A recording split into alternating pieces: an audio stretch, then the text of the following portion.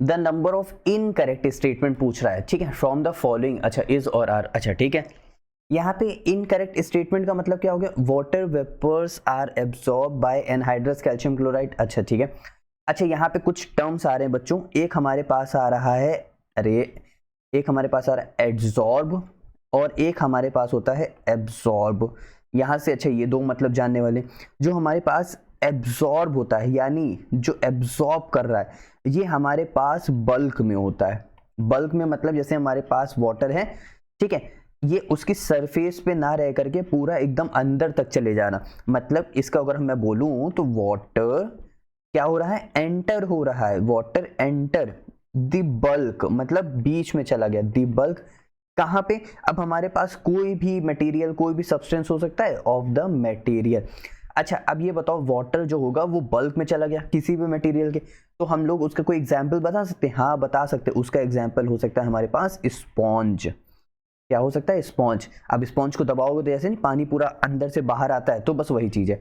अब हमारे पास एब्जॉर्प्शन का क्या हो सकता है, तो यहाँ पे अगर हम बात करें जैसे हमारे पास ये एक टेबल है, ठीक है, ये हमारे पास क्या है, एक टेबल है, ठीक। अब इस टेबल की सरफेस पे बहुत सारी आके डस्ट चिपक गई तो स्टिक हो गई, लेकिन स्टिक कहाँ हुई है, टेबल के अंदर तो नहीं गई है ना, उसकी सरफेस पर है, तो जो सरफेस पे चलेगा वो एब्सॉर्ब, जो बल्क में चलेगा वो एब्सॉर्ब। अच्छा इतनी बात क्लियर होगी, ठीक है।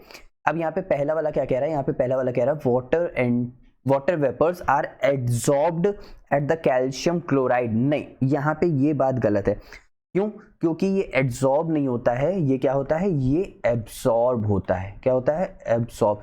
इसका मतलब ये बल्क में जाएगा, और जो कैल्शियम क्लोराइड है ये is a good drying agent, मतलब ये बहुत अच्छा ड्राइंग एजेंट है, मतलब सुखाने का काम करेगा, ठीक। अच्छा इतनी बात क्योंकि बिकॉज ये क्या करता है, ये केमिकली जो करता है रिएक्ट करता है वाटर के साथ, जो कि उसकी क्या चला जाता है, बल्क में चला जाता है। मैं लिख देता हूं यहाँ पे थोड़ा सा शायद समझ आ जाए, because it react with water, क्योंकि वाटर के साथ क्या कर जाता है, रिएक्ट कर जाता है। समझ आया सभी को, पक्का, कोई भी डाउट नहीं आता अच्छे से, ठीक है। अब इसका मतलब ये प्रोसेस कौन सी है, एब्जॉर्प्शन है, एब्जॉर्प्शन नहीं है, तो हमारे पास ऑप्शन नंबर ए क्या हो गया, इनकरेक्ट हो गया, ऑप्शन नंबर क्या हो गया, ए इनकरेक्ट, ठीक। There is a decrease in surface energy during absorption, इसका मतलब सरफेस एनर्जी की बात कर रहा है, हाँ जाहिर सी बात है भाई, हमारे पास जैसे मैंने मेज का एग्जांपल लिया, ठीक है। अब एक बार बताओ, क्या जैसे यहाँ पे इसने जैसे सारी डस्ट ने ये क्या किया, एरिया को कवर कर लिया, ठीक। अब यहाँ पे जो डिस्टेंस है यानी जो सरफेस एरिया जो है वो कम हो गया है, यानी मान लेते हैं इस पहले पूरी पूरी ये मेज पूरी खाली थी तो सरफेस एरिया कवर गया, लेकिन फिर अगर उसके ऊपर अगर कोई डस्ट आएगी तो इतना सरफेस एरिया मान लेते हैं भर चुका है, सिर्फ इतना ही खाली है, तो यानी सरफेस एरिया डिक्रीज हुआ, सरफेस एनर्जी कम हुई, तो इसका मतलब जो एब्जॉर्प्शन है वो डिक्रीज कर रहा है free surface area of the absorbent को, ठीक। जो सरफेस एरिया है, अब यहां से तुम लोग एक लाइन समझ सकते हो और बहुत एक अच्छी ट्रिक के फॉर्म में भी है, जो सरफेस एरिया इसका मतलब वो डायरेक्टली रिलेट कर रहा है, डायरेक्टली रिलेट कर रहा है किसके साथ, to surface area, to surface area, यहाँ अरे मतलब हाँ सरफेस एरिया और सरफेस एनर्जी भी, ठीक। यहां से अच्छे समझ आए, तो इसका मतलब जो एब्जॉर्प्शन जो प्रोसीड होगा वो जो सरफेस एनर्जी क्या हो जाएगी बच्चों, डिक्रीज हो जाएगी, ठीक। अच्छे समझ आए, पक्का। नेक्स्ट पार्ट देखें, और चलो सी पार्ट देख लेते हैं, यहाँ पे क्या कह रहा है, is the absorption proceed delta H becomes more and more negative, अच्छा अच्छा ठीक है भाई। एब्जॉर्प्शन जो है हमारे पास वो क्या है, एब्जॉर्प्शन यहाँ पे जो उसका डेल्टा एच है, ठीक है, ये एक्सोथर्मिक है, अच्छा ये भी बात बहुत अच्छी बात है, एक्सोथर्मिक, अच्छा एक्सोथर्मिक है तो मतलब क्या होगा, हीट रिलीज होगी, हीट क्या होगी, रिलीज होगी।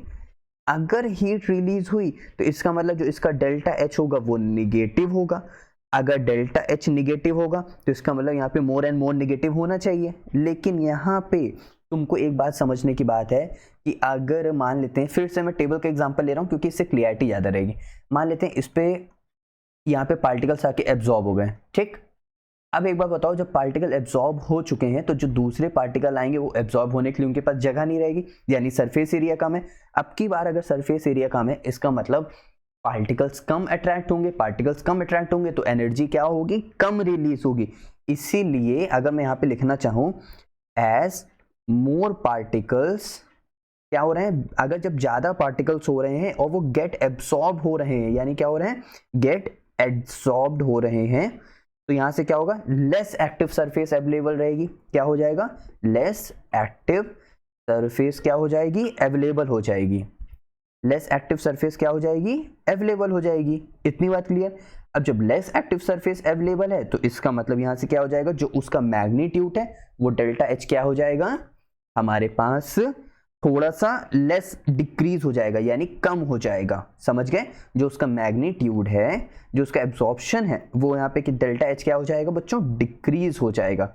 डेल्टा एच क्या हो जाएगा, डिक्रीज हो जाएगा, जिसकी वजह से it becomes less negative, not more negative. समझ आया सभी को, पक्का। ये वाला भी पार्ट अच्छे से समझ आ गया। क्यों डेल्टा एच यहाँ पे मोर नेगेटिव नहीं लेस नेगेटिव होगा, वो इसीलिए क्योंकि यहाँ पे जब पार्टिकल्स गेट एब्सॉर्ब्ड होंगे, जब पार्टिकल गेट एब्सॉर्ब होंगे तो जो लेस एक्टिव सरफेस अवेलेबल रहेगी, लेस एक्टिव सरफेस अवेलेबल रहने की वजह से वो जो उसका मैग्नीट्यूड है वो डेल्टा एच डिक्रीज हो जाएगा और वो जो रहेगा बिकम्स लेस नेगेटिव हो जाएगा। क्लियर, पक्का, अच्छे समझ आया। इसका नेक्स्ट पार्ट देखें और डी पार्ट देखते हैं।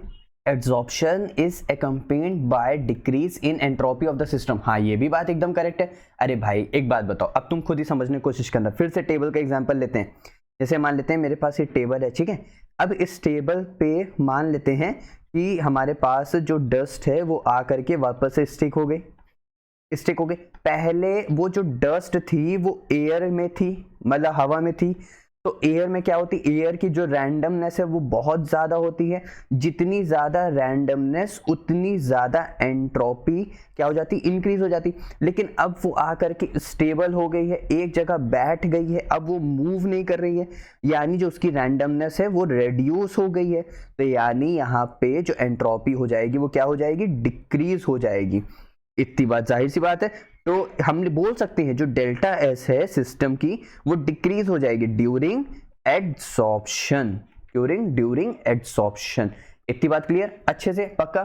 तो समझ आए। तो हमारे पास ए और सी जो ऑप्शन था ये यहाँ पे हमारे पास क्या होना चाहिए था, ये हमारे पास यहाँ पे लेस निगेटिव होना चाहिए था। और दूसरी बात यहाँ पे कैल्शियम क्लोराइड यहाँ पे एब्सॉर्ब होना चाहिए था, ना कि एड्सॉर्ब होना चाहिए था। तो हमारे पास ऑप्शन नंबर ए और सी क्या है, इनकरेक्ट है।